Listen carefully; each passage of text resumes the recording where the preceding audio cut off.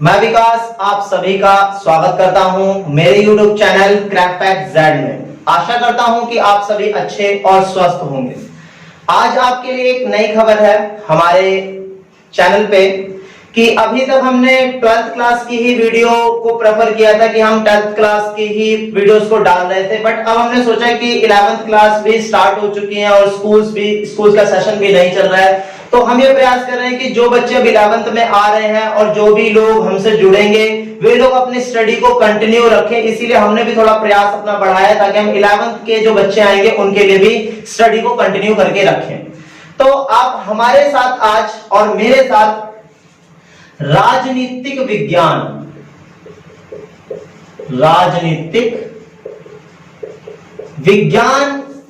Subject के साथ जुड़ोगे और राजनीतिक विज्ञान में जो भी 11वीं का छात्र है या 11th का स्टूडेंट है उसको मैं आज की वीडियो के अंदर जनरल बातें बताऊंगा ताकि आप ये समझ पाओ कि आप जो सब्जेक्ट लेने जा रहे हो उसके अंदर क्या है और क्या नहीं है, कितने चैप्टर्स हैं, क्या बुक का मतलब है, मतलब आपको जनरल अवेयरनेस मिलेगी आज ताकि आप एक सही वे कर पाओ कि आपको आगे सब्जेक्ट को लेकर करना क्या। तो जब आप राजनीतिक विज्ञान के विषय से जुड़ोगे तो आपको इसके अंदर दो पुस्तकें मिलेंगी। एक जो आपको संविधान के विषय में बताएंगी, कॉन्स्टिट्यूशन के बारे में बताएंगी, और दूसरा जो है आपका राजनीतिक सिद्धांत के बारे में बताएगी। सिद्धांत इन द फॉर्म मतलब कि आपको आइडियोलॉजीज को स्टडी करना पड़ेगा, आपको विचारधाराओं को पढ़ना पड़ेगा। मतलब वर्ल्ड के अंदर किसी भी चीज को लेकर अलग अलग लोगों की अलग अलग विचारधाराएं हैं। समानता क्या है, स्वतंत्रता क्या है, न्याय क्या है, शांति क्या है, धर्म क्या है, विकास क्या है, लक्ष्य क्या है, मतलब हर एक व्यक्ति अलग अलग विचारधाराएं रखता है। तो इस पुस्तक के अंदर जो आपकी सेकंड वाली पुस्तक है राजनीतिक सिद्धांत पॉलिटिकल थ्योरी, इसके अंदर आपको बहुत सारे लोगों की क्या पढ़ने, व्यूज पढ़ने, बहुत सारे लोगों की आइडियोलॉजी पढ़नी है, फिलॉसफीज पढ़नी है कि विश्व में जो पॉलिटिशियंस हुए हैं, राजनीतिक शास्त्री हुए हैं, उन्होंने किस चीज पर अपना क्या व्यू रखा है। दूसरी तरफ इस पुस्तक पर तो आपको गर्व होना चाहिए कि आपको पहली बार 11th में आकर फाइनली अपने राष्ट्र के, अपने नेशन के संविधान को पढ़ने का मौका मिल रहा है। अभी तक आपने पिछली जितनी भी कक्षाएं पढ़ी है, जितनी भी क्लासेस पढ़ी हैं, संविधान का जिक्र तो हुआ पर बहुत छोटा छोटा सा हुआ, जिसके बाद हम संविधान को अच्छे से समझ नहीं पाए। बट अब जब आप राजनीतिक विज्ञान से जुड़ोगे तो उसकी पहली ही पुस्तक है ये, पहली ही पुस्तक संविधान के विषय में आपको ब्रीफ बताएगी कि हमारा संविधान क्या है, कैसे है, उसके अंदर प्रावधान कैसे हैं, उसके अंदर कौन से नियम है, कानून है, अधिकार, न्यायपालिका, विधायिका, कार्यपालिका, जितना भी देश का सिस्टम आप देख रहे हो ना, उसके अंदर कौन सी संस्था, कौन सी ऑर्गेनाइजेशन किस तरीके से वर्क करती है, इसके बारे में आपको इस पुस्तक के अंदर पता चलेगा।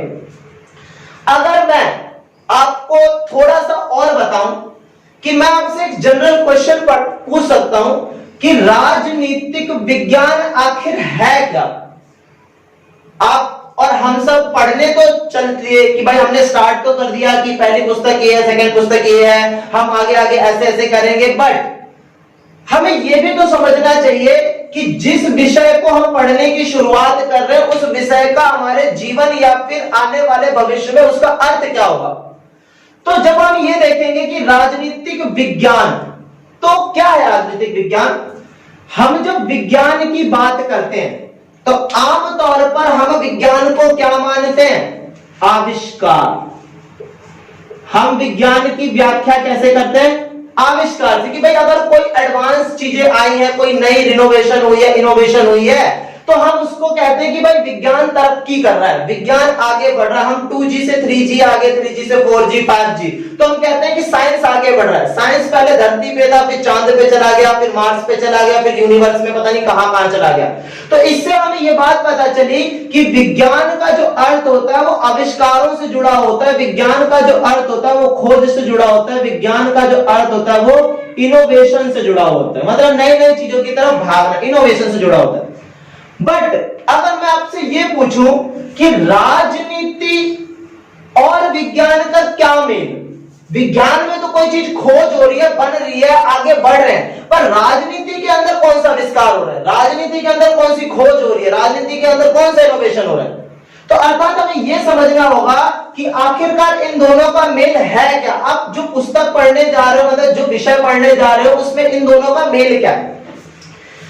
अब अगर हम राजनीति को देखें तो आप राजनीति को दो अर्थों में तोड़ सकते हो, राज प्लस नीति। जब आप इसको दो अर्थों में तोड़ोगे, राज प्लस नीति, तो राज का मतलब क्या होता है, शासन, कि आप क्या करना चाहते हो, शासन करना चाहते हो। नीति मतलब क्या होती है, स्ट्रैटेजी, मतलब आप कह सकते हो कि नीति का मतलब है आपकी स्ट्रैटेजी, आपके तरीके, ठीक है, कि आप किन तरीकों से आगे बढ़ना चाहते हो। अब एक दूसरे को जोड़ के देखो कि आपको अगर किसी पर भी शासन करना है तो आपको क्या आने चाहिए, तरीके आने चाहिए, स्ट्रैटेजी आनी चाहिए, आपके पास नीति होनी चाहिए। अगर आपके पास नीति नहीं है तो आप किसी पर भी शासन नहीं कर सकते। फॉर एग्जाम्पल, हमारे देश के अंदर एक पार्टी है बीजेपी और एक महत्वपूर्ण पार्टी है कांग्रेस।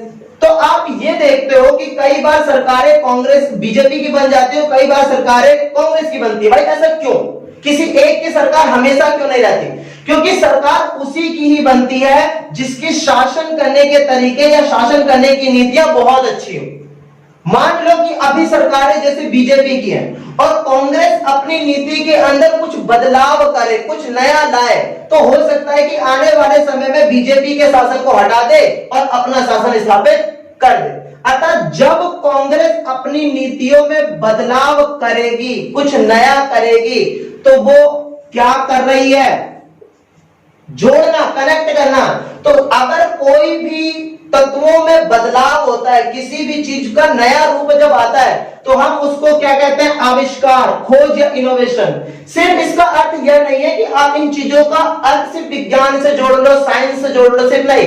अगर हम अपनी नीतियों में भी किसी भी प्रकार का बदलाव करते हैं, कोई नई चीज लेकर आते हैं, किस चीज के लिए, अपने शासन को बरकरार रखने के लिए, कि हम अपने शासन को बरकरार कैसे रखें, किसी पे शासन कैसे करें, किसी पे प्रभाव अपना कैसे बरकरार रखें, तो इसके लिए आप समय के साथ साथ क्या करते हो, नीतियां लाते हो। और समय के साथ साथ जो नीतियों में बदलाव होता है वही तो क्या होता है, आविष्कार। साइंस में भी क्या होता है, समय के साथ बदलाव होता है और नई नई चीजें आती रहती है, और नई नई जब चीजें आती हैं तो हम कहते हैं कि समाज बदल रहा है, साइंस बदल रहा है, दुनिया बदल रही है। वैसे ही जब आप भी कभी किसी पर शासन करना चाहते हो, किसी पर अपना प्रभाव बनाना चाहते हो, और उस पर प्रभाव बनाने के लिए आप नई नई नीतियां लाते हो, नीतियों में बदलाव करते हो, तो जब भी आप नीतियों में बदलाव करते हो, नई नई नीतियां लेकर आते हो, तो उसको आप किस प्रकार देख सकते हो, आविष्कार के रूप में देख सकते हो, खोज के रूप में देख सकते हो, शासन के रूप में देख सकते हो। इस तरीके से आप ये समझ सकते हो कि राजनीति के अंदर भी क्या जुड़ा होता है, विज्ञान जुड़ा होता है।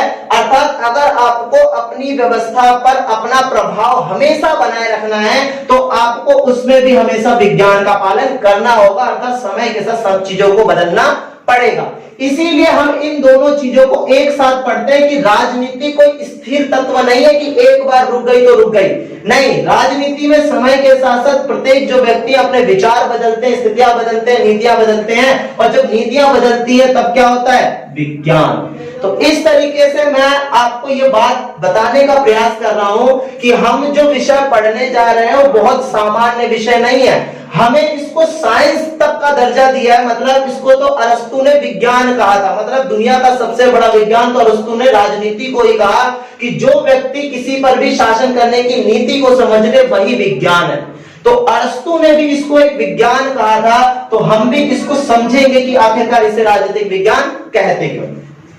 अब जब हमने विषय को समझ लिया कि हम कौन सा विषय पढ़ लेंगे और आगे जब पढ़ेंगे, उसके अंदर एक पुस्तक है संविधान, उसके बाद उसकी दूसरी पुस्तक है राजनीतिक सिद्धांत।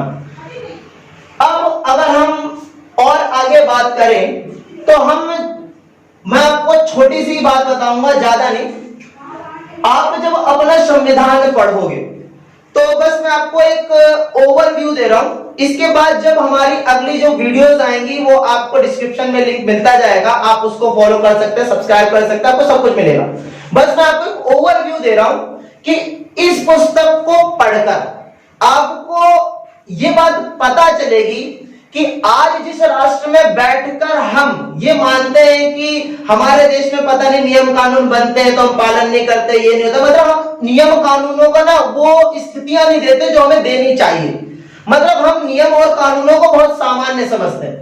बट इस पुस्तक को पढ़ने के बाद आपको ये आभास होगा कि जिस नियम कानून से और जिस देश में हम आज रह रहे हैं, अपना खाना पीना व्यवसाय सब कुछ कर रहे हैं, वो इतने आसान तरीके से बना नहीं है। बहुत संघर्षों के बाद इस संविधान को तय किया गया है। साथ ही साथ हम ये भी पढ़ेंगे कि इस संविधान के अंदर हमने दुनिया से जितनी भी अच्छी चीजें थी उन सारी अच्छी चीजों को एक जगह समेटा और अपने संविधान के अंदर उसको रख दिया।